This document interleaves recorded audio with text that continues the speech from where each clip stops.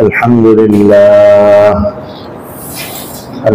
لله نحمده ونستعينه ونستغفره ونؤمن به ونتوكل عليه ونعوذ بالله من شرور أنفسنا ومن سيئات أعمالنا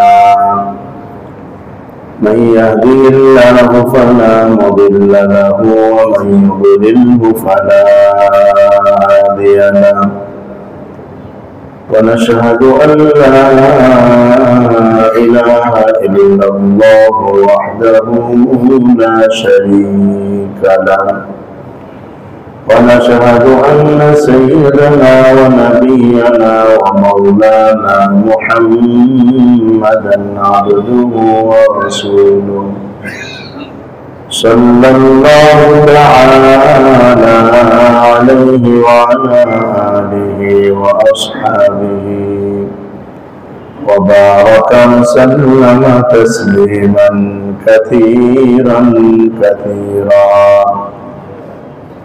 أما بعد فأعوذ بالله من الشيطان الرجيم بسم الله الرحمن الرحيم وجوه يومئذ ناعمة لسعيها راضية في جنة عالية لا تسمع فيها لاغية فيها عين جارية فيها سرر مرفوعة وأكواب موضوعة ونمارق مصفوفة وزرابي مبثوثة آمنت بالله صدق الله مولانا العظيم وصدق رسوله النبي الأمي الكريم ونحن على ذلك لمن الشاهدين والشاكرين والحمد لله رب العالمين سبحانك لا علم لنا إلا ما علمتنا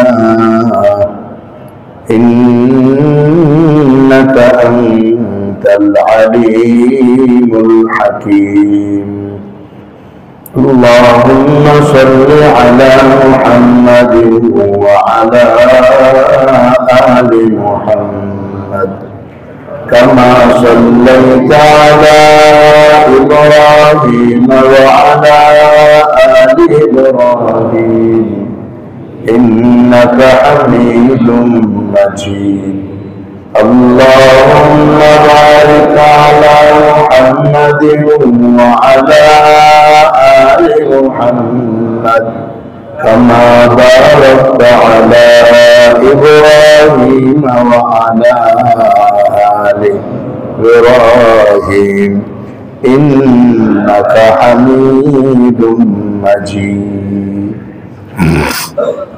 محترم ইমানদার দিনী ভাইরা, আল্লাহ রাব্বুল আলামিনের দরবারে অসংখ্য অগণিত শুকর যিনি আমাদেরকে কুরআনুল কারীমের মজলিসে বসার তৌফিক দান করেছেন। শুকর আদায় করে আলহামদুলিল্লাহ। ইমানি দিনী ভাইরা, গত তাফসিরে গত আলোচনায় আলোচিত হয়েছিল সূরা গাশিয়ার 9 নম্বর আয়াত পর্যন্ত।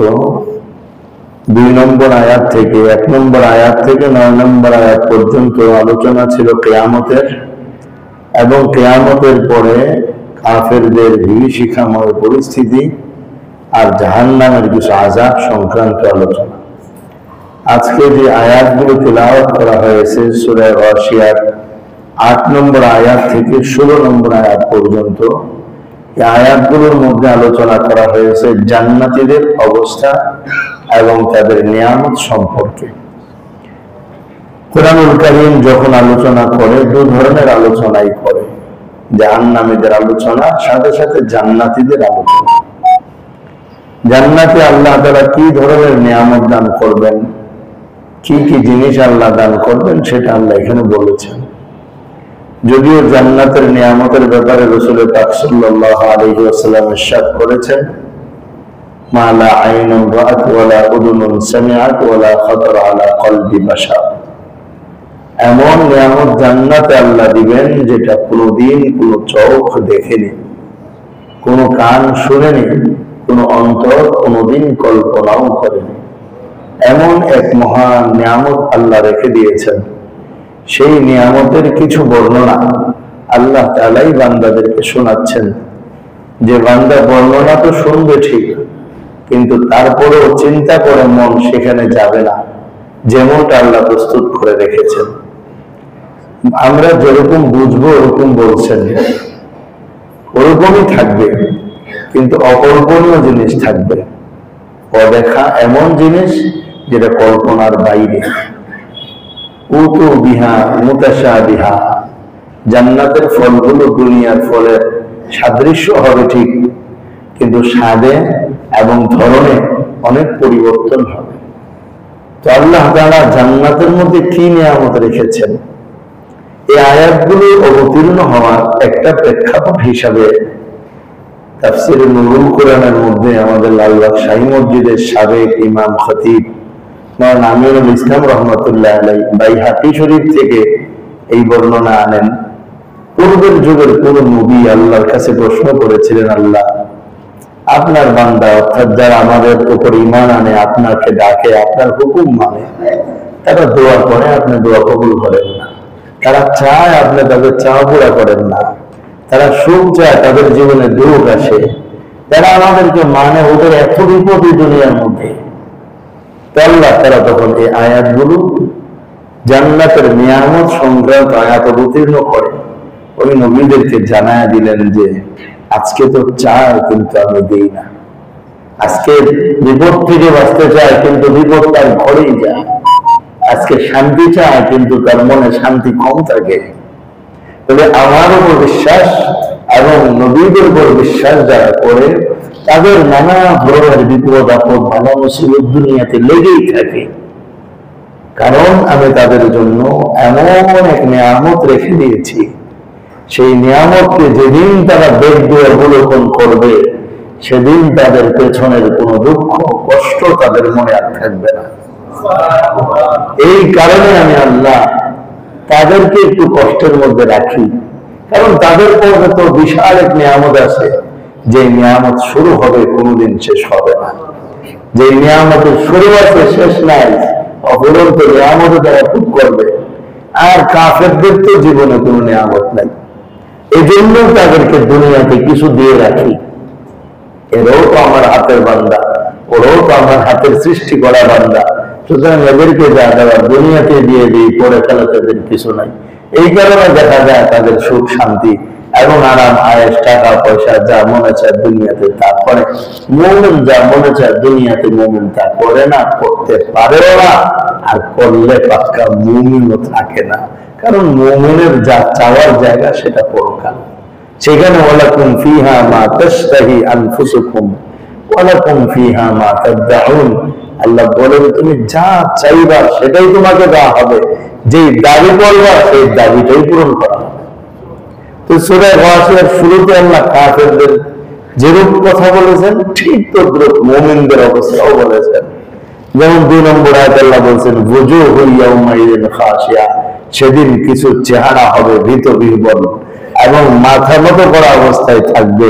এর বিপরীতে আল্লাহ বলেন 8 নম্বর আয়াতে ওয়াজুহু ইয়াউমাইযিন নাঈমা, সেদিন কিছু চেহারা থাকবে লাবণ্যময় আনন্দ এবং খুব সুখে কিছু চেহারা আনন্দ উৎফুল্ল থাকবে সেদিন। একদিকে কাফেরের অবস্থা বয়ান করলেন, মাথা থাকবে নত, আবার মুমিনের চেহারার অবস্থা বয়ান করলেন যে তার চেহারা থাকবে আনন্দ উৎফুল্ল। দুটা চেহারাই হাসরের ময়দানে, এর বাইরে তৃতীয় কোনো চেহারা নাই, নিরপেক্ষ কোনো চেহারা এর থাকবে না, হয় জান্নাতি চেহারা হবে নয় জাহান্নামী চেহারা হবে, এর বাইরে কিছু নাই। আজকে তো কত কিছু আছে আমাদের মাঝে, কেউ ইসলামের পক্ষে, কেউ বিপক্ষে, কেউ নিরপেক্ষ। এই নিরপেক্ষ বলতে কিছু থাকবে না আসলে ময়দানে, এক পক্ষে যাওয়াই লাগবে। আজকে যারা বলে আমি নিরপেক্ষ, আল্লাহর কসম তারাও নিরপেক্ষ না, তারা কাফেরদের পক্ষ। এই জন্য হাসরের ময়দানে কোনো নিরপেক্ষ থাকবে না, এক পক্ষে যেতে হবে, এইখানেও এক পক্ষে আসতে হবে। হযরত ইব্রাহিম আলাইহিস সালামের মতো নিজেকে কালিমার পক্ষে ঘোষণা করতে হবে। যদি বলে আমি নিরপেক্ষ, তাহলে আপনি কাফেরদের পক্ষ। এটা আল্লাহ তাআলা এগুলো রাখছেন, আল্লাহ নবী এটা বুঝাই দিয়ে গেছেন।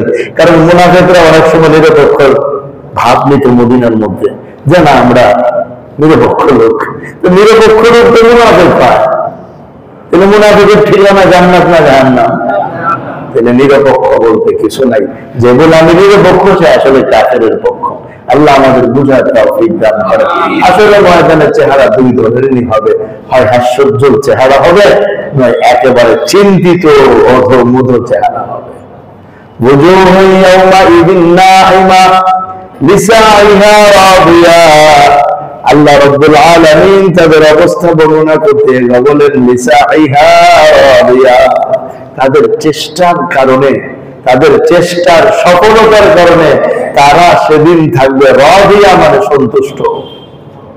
আজকে দুনিয়া আমরা কত চেষ্টা করি, আমাদের পূর্ববর্তী বুজুর্গানে দিন কত চেষ্টা করে গিয়েছেন। আজও যারা রাতের বেলা উঠে উঠে তাহাজ্জুদের নামাজ পড়ে, সেটাও তো একটা সাই আর চেষ্টা, প্রচেষ্টা। সেদিন হাসরের ময়দানে সব চেষ্টার ফল যখন সামনে আসবে, তখন দুনিয়ার সব দুঃখ কষ্ট ভুলে তারা আল্লাহর উপর রাজি হয়ে যাবে। আবার এরকমও তো কেউ বলবে যে আল্লাহ আর একটু কষ্ট দিতা, তো দুনিয়াতে আর একটু কষ্ট করলে আজকে আরো বেশি পাইতাম। যেমন দুয়ার ব্যাপারে আসছে, রাসূল পাক সাল্লাল্লাহু আলাইহি ওয়াসাল্লাম বলেছেন মুমিনের সব দোয়া কবুল হয়, কোনটা আল্লাহ দুনিয়াতে দিবেন, কোনটা আল্লাহ পরকালে দিবেন। কিন্তু দোয়া একটাও বাদ দেয় না, সব কবুল হয়। আজকে আমরা আফসোস করে বলি হুজুর কত দোয়া করি, আল্লাহ তো দোয়া কবুল করেন না, আল্লাহ তো আমার দোয়া শুনেন না, না জানি আল্লাহ আমার উপর রাগ করে বসে দিয়েছেন, আমার দোয়া তো আল্লাহ শুনেন না। আমাদের নবীজি বলছেন দোয়া প্রত্যেকটাই কবুল, একটা দোয়া মুমিনের বাদ থাকে না। হাসরের ময়দানে যখন আল্লাহ রাব্বুল আলামিন মুমিনকে বদলাগুলো দিতে থাকবেন, সওয়াবের পাহাড় মুমিনের সামনে দিবেন, তখন মুমিন বলবে এই কথা যে আল্লাহ এই সওয়াব, এই সওয়াব, এই সওয়াব, এগুলো তো আমার ছিল না, এগুলো কোথার থেকে আসলো? আল্লাহ তাআলা তখন বলবেন তুমি দোয়া করেছিলে, তোমার দোয়া কবুল করি নাই। তুমি দোয়া করেছিলে, তুমি ভেবেছো আমি তোমার দোয়া কবুল করি নাই, আমি তোমার প্রত্যেকটা দোয়ার বদলা তোমার জন্য আলাদা আলাদা সওয়াব রেখে দিয়েছিলাম, আজ সেই সওয়াবগুলো তোমার আমল নামায় যুক্ত করে দিলাম। এই কথা শোনার পর মুমিন আফসোস করে বলবে হায় যদি জীবনে একটা দোয়াও কবুল না হইতো। আজকে তো পেরেশানি, হায় দোয়া কবুল হয় না, হায় দোয়া কবুল হয় না। শাহজালাল মাজারে গেলে মনে হয় দোয়া কবুল হবে, শাহপুরান মাজারে গেলে মনে দোয়া কবুল হবে, গোলাপ শাহী দিয়ে দু চার পয়সা দিয়ে আসলে মনে হয় দোয়া কবুল হবে। এই আশায় মুসলমান আবার শিরিকের মধ্যে লিপ্ত হয়ে যায়। দোয়া কবুল করার মালিক কি শাহজালাল রহমতুল্লাহ আলাইহি? গোলাপ শাহ মাজারে গিয়ে টাকা পয়সা দিয়ে আসলে এগুলোর তো মালিক তো মরা মানুষ মালিক হয়? এই মরা মানুষ মালিক হয় নাকি? মরা মানুষের মালিকানা কিছু থাকলেও ওগুলো চলে যায়। এগুলো গোলাপ শাহ মাজারে দিয়ে আসলেন, ওটার মালিক কি? যদি গোলাপ শাহ নামে কেউ থেকে থাকে, উনি এটার মালিক হয়েছেন, তার অর্থ হইলে আপনি কিছু টাকা নিয়ে ফেলাই দিয়ে আসলেন, যে ফেলে দিয়ে গেলাম, যার মনে হচ্ছে নিয়ে খান। এই জন্য মাজারের খাদেমরা এগুলো সব ভালো করে খাইতে পারে, আপনারা নিয়ে ইচ্ছা মতো দিয়ে আসতে থাকেন। শাহজালাল রহমতুল্লাহ আল্লাহ বলেছিলেন সত্য কথা, কিন্তু ওনার মাজারে নিয়ে টাকা দিয়ে আসলে উনি মালিক হবেন? এগুলোর মালিককে যে খাইবে, যে খাইবে সেই মালিকে পরিণত হয়ে যাবে। এই জন্য ওটা দেওয়ার কোনো জায়গা না। দেওয়ার জায়গা মসজিদ, দেওয়ার জায়গা মাদ্রাসা, দেওয়ার জায়গা গরিব, দেওয়ার জায়গা মিসকিন, দেওয়ার জায়গা এতিম, দেওয়ার জায়গা অসহায়। কোরআনুল কারীমে আল্লাহ তাদের দেওয়ার জায়গার কথা বলে রাখছেন। আমার দোস্ত, মাজার টাকা দেওয়ার জন্য না, মাজার মানে জিয়ারত করার জায়গা। যদি আল্লাহ পাকের ওলি হয় অবশ্যই সেটা জিয়ারত হইতে পারে, সালাম দেওয়া যাইতে পারে, তার জন্য দোয়া ইস্তেগফার করা যাইতে পারে। হাফিজ হুজুরের কবর, এটা হাফিজ হুজুরের মাজার। পীরজি হুজুরের কবর, এটা পীরজি হুজুরের মাজার। মুহাম্মদ রাসূলুল্লাহ সাল্লাল্লাহু আলাইহি সাল্লামের কবর, এটা রওজা শরীফে বলি, কবর শরীফে বলি, এটারও নিজের মাজার শরীফ, তাতে কোনো অসুবিধা নাই। কিন্তু মাজার মানেই টাকা দেওয়ার জায়গা না, মাজার মানেই মান্যত করার জায়গা না। আমরা তো আল্লাহর কাছে চাইতে চাইতে বিরক্ত হয়ে মাজারে গিয়ে চাওয়া শুরু করি। অথচ এই আল্লাহর কাছে চাওয়াটাই চাওয়া, প্রত্যেকটা চাওয়া আল্লাহর দরবারে কবুল হচ্ছে, একটাও বিফলে যাচ্ছে না। আমার আপনার ভালোর জন্য আল্লাহ কখনো দেয়, কখনো রাইখা দেয়। যে বান্দা পরে দেবো, এখন দিলে তো খেয়ে ফেলবি, শেষ টাইমে দিব, তখন আর খাইতে পারবি না, ওটাকে রান্না বানানো যাবে। এরকম হয় না অনেক সময়, যে এখন দিলে তো খাইয়া শেষ করে ফেলাবা, এই জন্য দেই নাই, রেখে দিছি, পরে দেবো। আল্লাহ আমাদেরকে পরে দিবেন। আমার ভাই, আমার দোস্ত, সেদিন চেহারা দুই রকম হবে। চেষ্টার কারণে যে সফলতা আসবে, ওই সফলতা দেখা বান্দা আল্লাহর প্রতি খুশি হয়ে যাবে। এই জন্য আমার আপনার বেশি বেশি চেষ্টা করা দরকার। কুরআনুল কারীমে আল্লাহ পাক রব্বুল আলামিন বারংবার বলছেন, ফালিয়ানজুরিল ইনসানু মিম্মা খুলিক। আর আয়াতের মধ্যে আল্লাহ তাআলা বলছেন, প্রত্যেকে যেন চিন্তা করে দেখে সে আগামীকালের জন্য কি প্রস্তুত করতেছে। আগামীকালের জন্য কি সঞ্চয় করতেছে সেটা যেন সবাই চিন্তা ভাবনা করে দেখে। এই জন্য আমার ভাই, দুনিয়াটা চেষ্টার জায়গা। যে চেষ্টা করবে সব একদিন সেই চেষ্টাগুলোকে আল্লাহ সামনে আনবেন। হয় চেষ্টা সফল হবে, নয় চেষ্টা বিফল হবে। যার চেষ্টা সফল হবে সে হবে রাদিয়া, আর যার চেষ্টা বিফল হবে তার তার আলোচনা হয়েছে। আল্লাহ বলছেন আমিলাতুন নাসিবা, কাজ তো ঠিকই করেছে কিন্তু ব্যর্থ হয়ে যাবে। ওই দিন বলছেন আমিলাতুন নাসিবা, কাজ করবে বলা ঠিক কিন্তু সব ব্যর্থ। আর আজকের আয়াতের মধ্যে আছে কি, লিসাইহা রাদিয়া, চেষ্টায় সফল। এমন সফলতা যে সে আল্লাহর উপর রাজি, এতটাই রাজি আর এতটাই খুশি যেটা আজকে বোঝানো সম্ভব না। তো এই রাজি আর খুশি হওয়ার কারণে আল্লাহ কি দিবেন পুরস্কারটা? আল্লাহ বলেন, ফি জান্নাতিন আলিয়া, আলিশান জান্নাতে তার ঠিকানা হয়ে যাবে। সুবহানাল্লাহ, আলিশান জান্নাতে তার ঠিকানা হয়ে যাবে। ফি জান্নাতিন আলিয়া, আর জান্নাতের মধ্যে সর্বোচ্চ জান্নাতের নাম হলো জান্নাতুল ফিরদাউস। নবীজি বলেছেন, ইজা সাআলতুমুল জান্নাতা ফাসআলুল ফিরদাউসা, তোমরা যখন আল্লাহর কাছে জান্নাত কামনা করবে তো জান্নাতুল ফিরদাউস চাইবা। কারণ জান্নাতুল ফিরদাউস হলো সর্বোচ্চ সম্মানের জায়গা। এটার নিচ থেকেই জান্নাতের সমস্ত নহরগুলো প্রবাহিত হতে থাকবে। এই জন্য আমাদেরকে জান্নাতুল ফিরদাউস কামনা করতে বলছেন। তো আল্লাহর কাছে আমাদের যার চেষ্টা সফল হবে তার ঠিকানা হবে জান্নাত। তার ঠিকানা হবে কি ভাই? জান্নাত। এই জান্নাতের জন্যই আমাদের আমল, জান্নাতের জন্যই আমাদের আমল। আমাদের আমল আল্লাহকে খুশি করার জন্য, আল্লাহ খুশি হলে তার বদলা দিবে জান্নাত। এখন যোগফল কি? জান্নাত পাওয়ার জন্য আমল। সুতরাং জান্নাত পাওয়ার জন্য আমল, এই কথাটা কোনো খারাপ না। কিছু কিছু মানুষ কথার মধ্যে পেজ ধরে থাকে না, ওনারা পেজ ধরে বলে জান্নাতের জন্য আমল। না না, এটা শিরক। আমল হবে কার জন্য? আমল তো আল্লাহর জন্যই, আপনি মিলান না। এটাকে আমাদের পরিবেশের মানতিক বলে। আমল আল্লাহর জন্য, আল্লাহ খুশি হলে দিবে কি? জান্নাত। যোগাযোগ হলে যে আমল করলে জান্নাত পাওয়া যায়, এটা ফলাফল ধরেন। আমল করলে কি পাওয়া যায়? জান্নাত পাওয়া যায়। আমল তো আল্লাহর জন্যই আমরা করি। জান্নাত আল্লাহ, আল্লাহ তাআলা খুশির জায়গা আছে জান্নাত, আর আল্লাহর ক্রোধের জায়গার নাম হলো জান্নাত। তো লিসাইহা রাদিয়া, যেই যে সাই করবে, চেষ্টা করবে, আর তার চেষ্টা যদি সফল হয় তার ঠিকানা হবে জান্নাত। এখন জান্নাতের কিছু বৈশিষ্ট্য, জান্নাতের কিছু নিয়ামতের কথা উল্লেখ করেন। লা তাসমাউ ফিহা লাগিয়া, জান্নাত এমন এক জায়গা, যে জায়গার মধ্যে কোনো অহেতুক কথাবার্তা কেউ শুনবে না, কোনো অহেতুক কথা শুনবে না। সবাই ভালো সুন্দর কথা বলবে, কেউ কাউকে কষ্টদায়ক কথাও বলবে না, অনর্থক কথাও বলবে না, মিথ্যা কথাও বলবে না। সবাই সবার সাথে সুন্দর ভালো কথা বলবে, চমৎকার কথা শুনবে, কোনো অহেতুক কথা নাই। যেখানে অহেতুক কথা নেই, মারামারি, কাটাকাটি, গালাগালি, ফিতনা, ফাসাদ, দাঙ্গা, হাঙ্গামা কিচ্ছু থাকবে না জান্নাতের মধ্যে। কত চমৎকার একটা জান্নাত হবে। তো ওই জান্নাতের জন্য আমাদের চেষ্টা। এক নম্বর হলো লা তাসমাউ ফিহা লাগিয়া, দুই নম্বর ফিহা আইনুন জারিয়া, জান্নাতের মধ্যে প্রবাহমান ঝর্ণা থাকবে। সুবহানাল্লাহ, প্রবাহমান ঝর্ণা। ওই ঝর্ণার ব্যাখ্যা আল্লাহ নিজেই কোরআনের মধ্যে দিয়েছেন।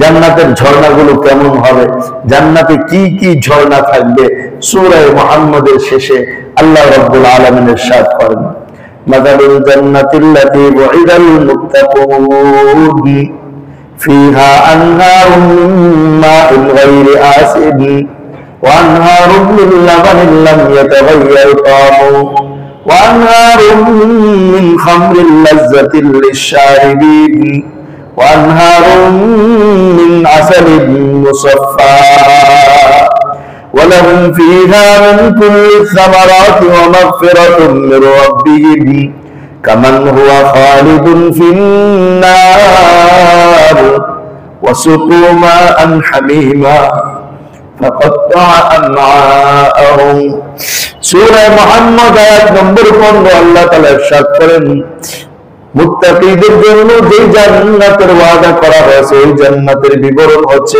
এই, ফিহা আনহারুম মিন মাইন গায়রি আসিন, ওই জান্নাতের মধ্যে পানির নহর থাকবে, পানির ঝর্ণা থাকবে, যেই পানির স্বাদ কখনোই পরিবর্তন হবে না।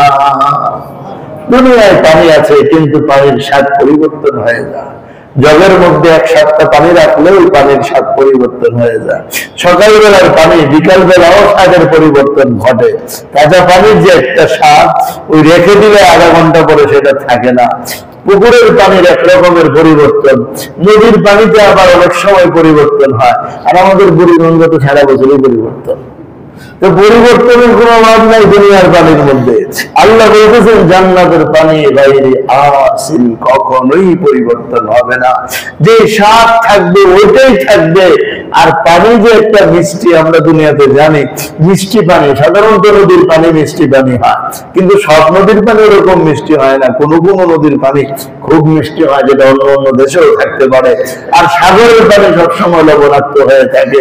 তো জান্নাতের পানি তো জান্নাতের পানি, দেখতে আমাদের পানির মতোই মনে হতে পারে, কিন্তু স্বাদ এমন অকল্পনীয় যেটা আমরা কল্পনাও করতে পারবো না, আর পরিবর্তন হবে না। আর এই পানি দুনিয়াতে নদীগুলো চলে, নদী খনন করে পানি প্রবাহিত হয়, নদী ভেঙ্গে এটার উপর একাকার করে ফেলে, কিন্তু জান্নাতের নদী এমন হবে না।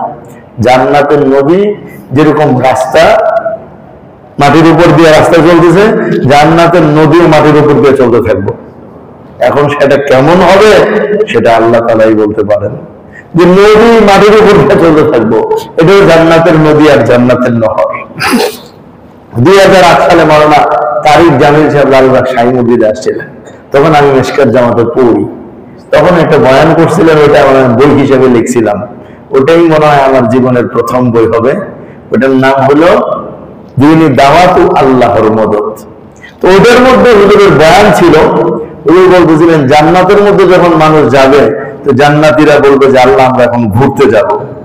তো জীবনে তো কক্সবাজার ঘুরতে যেতে পারি নাই, বাইরে কত সমুদ্র সৈকত আছে কোনোটাই যেতে পারি নাই, তোমার ভয়ে হয়তো যাই নাই, এখন ঘুরতে যাব। তা আল্লাহ বলেন যাও, ঘুরতে যাও, কি ধরনের নৌকা লাগবে সেটা কল্পনা করো, আমি নৌকা হাজির করে দিতেছি। তো বান্দা মনে মনে ড্রয়িং করবে যে আমার নৌকাটা এরকম হতে হবে, সাথে সাথে ওই নৌকা হাজির। বান্দা নৌকার মধ্যে উঠবে এবং নদীর মধ্যে চলতে আরম্ভ করবে, একটু সামনে যেতেই সাগরের চমৎকার মাছ এসে বলবে সালাম সালামুন ইয়া আলাল জান্নাহ, এই জান্নাতি তোমাকে আসসালামু আলাইকুম। এখন সে তো মাছ দেখে তো এখানে হতভম্ব যে এত সুন্দর মাছ, কারো একুরিয়ামে এত সুন্দর মাছ নাই, তত সুন্দর মাছ ওই জায়গার মধ্যে থাকবে, রং বেরঙের চমৎকার স্বাদের মাছ। এখন জান্নাতি নৌকার চালান বন্ধুরা ওই মাছের দিকে তাকায়া থাকবে আর মাছের সাথে কথা বলতে আরম্ভ করবে। এক পর্যায়ে মাছ বলবে কুলুনি, তুমি কি আমাকে খেতে চাও? জান্নাত বলবে হ্যাঁ, তোমাকে খেতে তো ভালোই লাগবে মনে হচ্ছে। এখন মাছ জিজ্ঞেস করবে মাসুদিয়ান, তুমি কি আমাকে ভুনা খাবা না তরকারি খাবা? জান্নাত বলবে আমি তোমার থেকে তরকারি খেতে চাই। তো মাছ তার এক পার্শ্ব দেশ আগে জান্নাতের সামনে দিবে, সাথে সাথে এখান থেকে তরকারির মতো স্বাদ আর তরকারির মতো অবস্থা তৈরি হবে, সেখান থেকে জান্নাতি খাইতে থাকবে। এরপরে বলবে আমি তোমার ভুনা খেতে চাই, তো মাছ আবার আরেক পাশ আগায়া দিবে, ওইখান থেকে ভুনা তৈরি হবে, সেইখান থেকে ভুনা খাবে, তার পেট ভরা শেষ।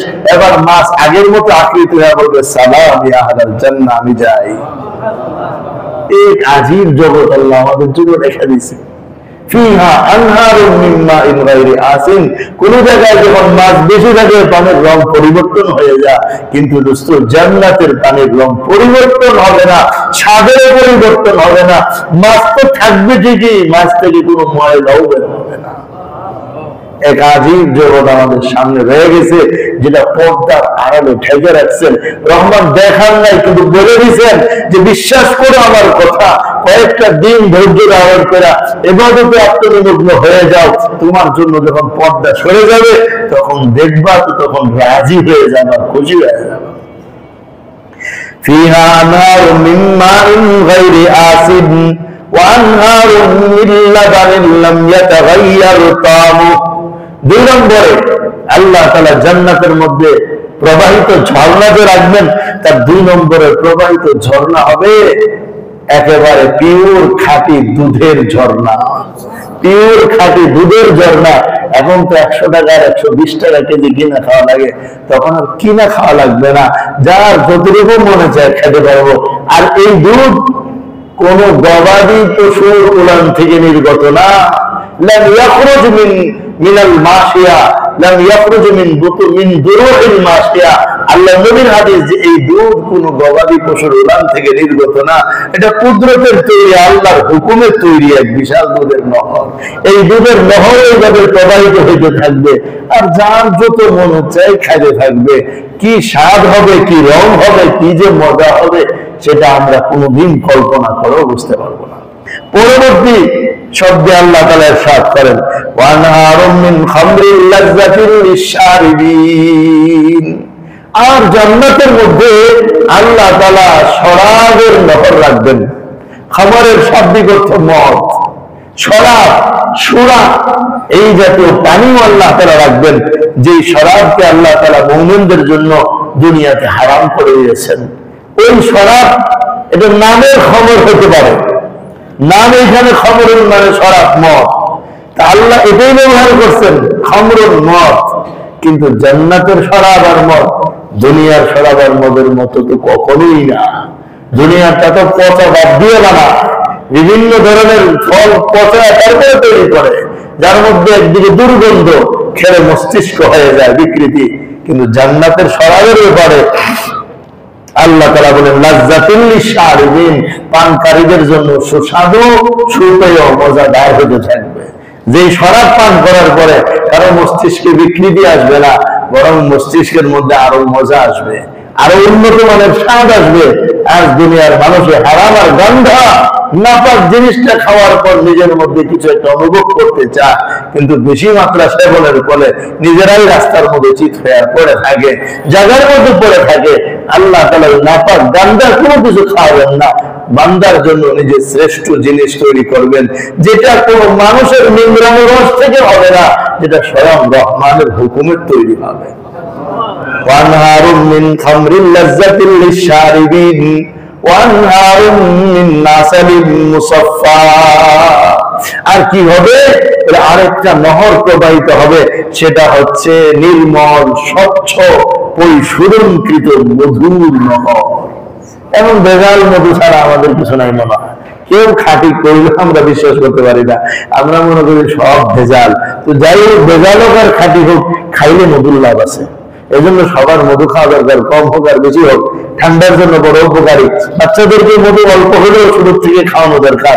এর দ্বারা নিজেদের সার্বিক সুস্থতা এবং শরীরের ভিতরে একটা গরম ভাব তৈরি করে, ফলে ঠান্ডা থেকে বেঁচে থাকে, আর ওই ঠান্ডা হাজারো রোগের কারণ হয়ে দাঁড়ায়। এই জন্য মধু একটা উৎকৃষ্ট জিনিস। তো আল্লাহ তাআলা পরিশোধনকৃত মধু, মধুর নহর জারি করে দিবেন। মধুর নহর, নহর মানে তো নদী, মধুর নহর আল্লাহ তাআলা জারি করে দিবেন। আর সেটাকেই পরিশোধন করা মধু। আল্লাহ নবী সাল্লাল্লাহু আলাইহি ওয়াসাল্লাম ইরশাদ করেন, লাম ইয়াখরুজ মিন বুতুনিন নাহল, ওই মধু মৌমাছির পেট থেকে বের হবে না, সেটাও আল্লাহ রাব্বুল ইজ্জতের হুকুমে তৈরি মধু। আল্লাহ মৌমাছির পেট থেকে মধু বের করতে পারে, আল্লাহ মৌমাছির পেট ছাড়াও বের করতে পারে। তিনি ওইভাবে স্পেশাল বানায়া নহর বানায়া রাখছেন। নহর, নহর কেন বলছেন? নহর বলছেন বান্দা কত খাবা, সবাই মিলে খাইলেও কোনো শেষ হবে না। এমন অফুরন্ত জিনিস বানায় রাখছেন।